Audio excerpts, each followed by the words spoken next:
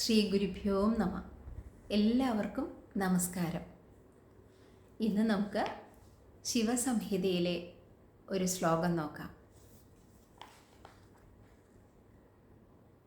ഇദം ധ്യാനം സദാ കാര്യം പവനാഭ്യാസിനാ പരം ധ്യാനമാത്രേണ യോഗീന്ദ്രോ മുച്യതേ സർവകിൽബിഷാത്.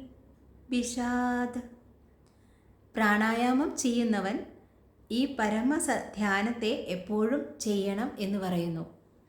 ഇവിടെ ഈ പരമധ്യാനം എന്ന് പറയുന്നത് ആത്മതത്വത്തെ ധ്യാനിക്കണം എന്നുള്ളതാണ് പറയുന്നത്.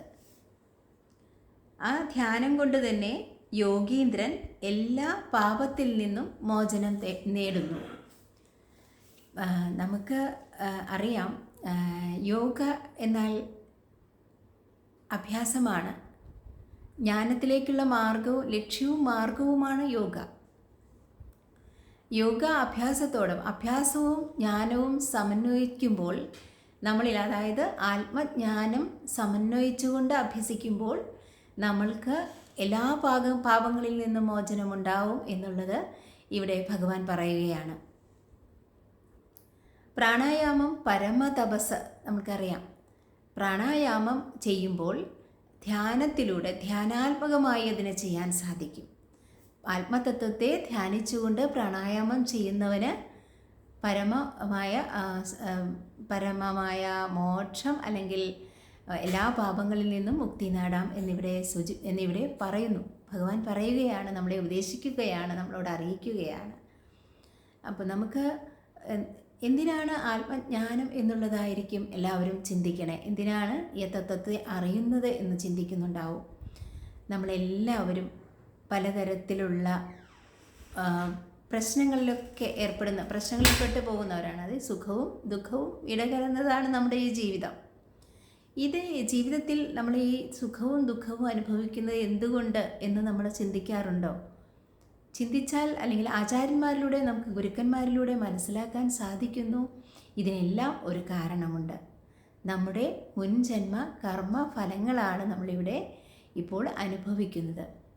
ചില സൽക്കർമ്മങ്ങളിലൂടെ സുഖവും സന്തോഷവും സൗഭാഗ്യങ്ങളൊക്കെ അനുഭവിക്കുന്നു. അതുപോലെ തന്നെ ദുഃഖങ്ങളെല്ലാം വരുന്നത് പാപകർമ്മങ്ങളിലൂടെയാണെന്നും നമ്മൾ മനസ്സിലാക്കേണ്ടതുണ്ട്. അപ്പോൾ അത്തരം പാപങ്ങളിലേക്ക് ഈ ജന്മം പോകാതിരിക്കുക, സൽക്കർമ്മങ്ങൾ ചെയ്യുക. അതിന് നമ്മുടെ മനസ്സ് പാകമാകണം. പക്വമായ മനസ്സിൽ ഈ നമ്മുടെ ചിന്തകൾ നന്നായിരിക്കുക, അല്ലെങ്കിൽ നമുക്ക് പക്വമായ മനസ്സാണ് ആവശ്യം. പക്വമായ മനസ്സുണ്ടെങ്കിൽ നമ്മൾ എല്ലാത്തിലും തൃപ്തിയുള്ളവരായിരിക്കും. ഗൃഹസ്ഥരായ നമ്മൾക്ക് ഏറ്റവും വേണ്ടത് തൃപ്തിയാണ്. എല്ലാത്തിലും സന്തോഷമാണ് വേണ്ടത്. തിരിച്ചറിവുള്ള ഒരുവന് എപ്പോഴും സന്തോഷിക്കാൻ സാധിക്കും. പരസ്പര സ്നേഹത്തോടെ ആത്മാർത്ഥമായി സ്നേഹിക്കുവാനും പരസ്പരം അംഗീകരിക്കുവാനും ആദരിക്കുവാനും ഉള്ള തിരിച്ചറിവ് നമുക്ക് ജ്ഞാനത്തിലൂടെ കൈവരുന്നു. എല്ലാം ഒന്നാണെന്നും ചിലപ്പോൾ ദുഃഖിക്കേണ്ടി വരും, ചില ബുദ്ധിമുട്ടുകളൊക്കെ വരുന്നത് നമ്മുടെ മുൻജന്മ കർമ്മ ഫലങ്ങളാണെന്നുള്ള തീർച്ചയായും മനസ്സിലാക്കൽ നമ്മുടെ പലവിധ പ്രശ്നങ്ങൾക്കും പരിഹാരമാണ്. എല്ലാവരെയും ആദരിക്കാൻ നമുക്ക് ആദരവോടെ കാണുവാൻ സാധിക്കുന്നു. സർവചരാചരങ്ങളിലും നമ്മൾ സന്തോഷം കാണുന്നു. അപ്പോൾ ഉള്ളിലുള്ള ആനന്ദത്തെ തിരിച്ചറിയാനായിട്ട് യോഗയിലൂടെ തീർച്ചയായും സാധിക്കും. എല്ലാവരിലും ഈ ആനന്ദമുണ്ട്. സുഖം ആത്മനിഷ്ഠമാണ്, എല്ലാവരിലും ഉണ്ട്.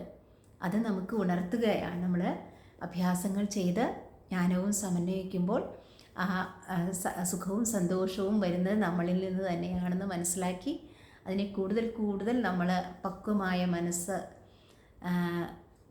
മനസ്സിലേക്ക് വന്നെത്തിച്ചേരുവാനും പക്വമായ മനസ്സിലൂടെ എപ്പോഴും സദാസമയവും വരുന്നതിനെയൊക്കെ ആനന്ദത്തോടെ സ്വീകരിക്കുവാനും നമുക്ക് സാധിക്കുന്നു.